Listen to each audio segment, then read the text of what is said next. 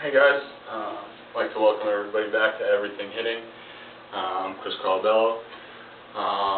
Just going to be talking a little bit today about some important things that I discussed earlier in the blog, and I kind of want to visualize for you guys today, or for what happens for myself in the swing and for some other hitters like me. I actually did a clinic up in Nashville with Bobby today, and talked about some really cool stuff, worked with a lot of young kids. So just a few things I wanted to touch base on based on some emails I received a little earlier in the week.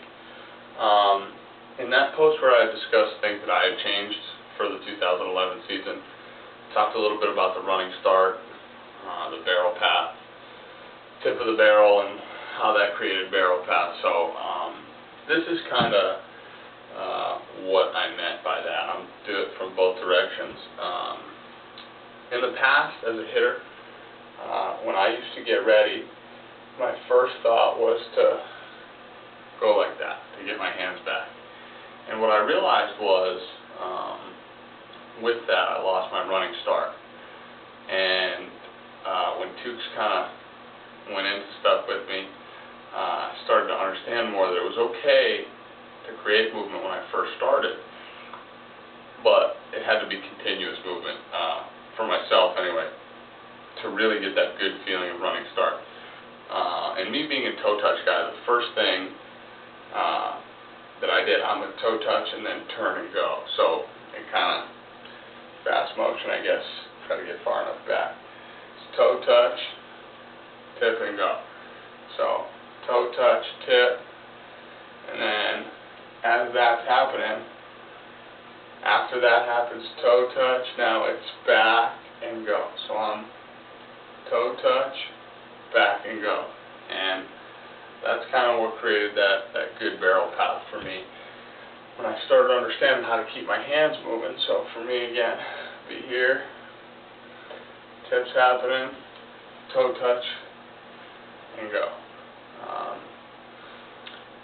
For different hitters, and one of the things I'm trying to get rid of is actually the toe touch this year. I think I'm going to be striving a little bit more to be either a leg kick guy or a float guy, or I've never really tried a double tap, but I've been messing around with some stuff in the cage, and this is kind of what I wanted to explain. This is how these processes are happening in relation to upper body versus lower body. So the thing I like to think about, and that Bobby and I like to talk about, something he showed me, was that anytime you're creating upward movement with the knee, or inward movement with the knee, depending if you're a leg kick guy, if you're a double tap guy, even if you're a toe touch guy, the knee's got to come up off the ground, or the heel anyway, and the knee will come up off further up.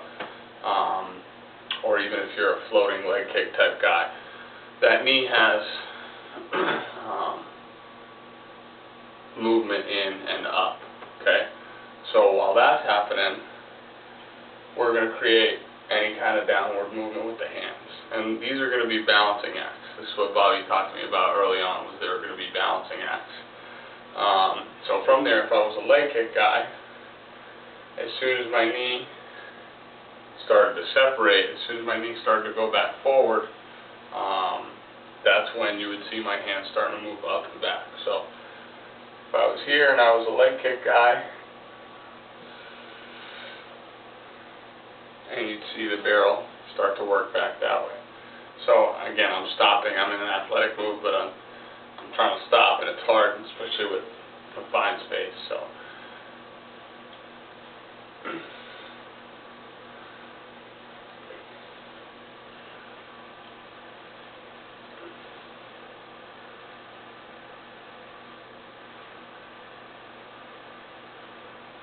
if you think about Josh Hamilton, you watch Josh Hamilton hit something like this, tap in, gets that good tip here, and then the barrel starts to get back as he starts to go forward.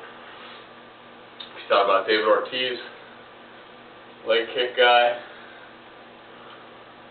here, and then the barrel will go back as he's starting to get forward. So that's kind of the process of how that happens. Now, in terms of getting the barrel behind me, it's hard to really say what leads that move. I think at first the way I really just did it was I thought about when I was swinging to make my barrel fall back behind me before I committed. So I just played with stuff. Like I just messed with stuff, one-handed stuff like this, to see if I could get the barrel back that way. And then when it really hit home was when we started my hitting coach, Chip Plant in Worcester this year. After I had talked to Tukes about all these concepts, Chip said to me, we're going to do a drill, and I want you to do swing now in the cage with me. And I'm like, what are you talking about? He's like, well, I'm going to flip you the ball, and on my arm action, I'm going to come back, and I'm going to come forward, and once you start to move, so once you start your any kind of movement, you have to start to say the word swing, and you have to say it slowly. So it's swing, and as long as you're moving, the words continue until the point of the swing. And I said, okay. So at first I caught myself swing, and then I'm pausing, and I'm like, I can't talk anymore, so I'm pausing. So what happened was, I started to feel this. I started to say, swing now, and I would go. And the turn would happen back there when I was starting to say the words now. And again, I apologize for not being able to swing here, but it would be swing now, and then that turn would happen back here. Barrel path would start to get created. So that's just a little bit of the stuff that I'm thinking about in terms of barrel path, in terms of the commitment to the swing. Another good thing to think about in terms of direction with body parts, if you were throwing a pitch, right, if you were throwing a pitch, when your knee came up, your hands would be kind of loading up in the middle of your body, and then as your knee went forward, as your heel went forward, you'd start to get back with your hand. Another thing to think about would be maybe throwing a punch. Same kind of movements. Again, violent, aggressive movements, keeping them under control is the important thing. And just going from there, learn how to figure out, watching other guys do it, seeing what they're doing, seeing if we can do it for ourselves. Thanks again. Talk to you soon.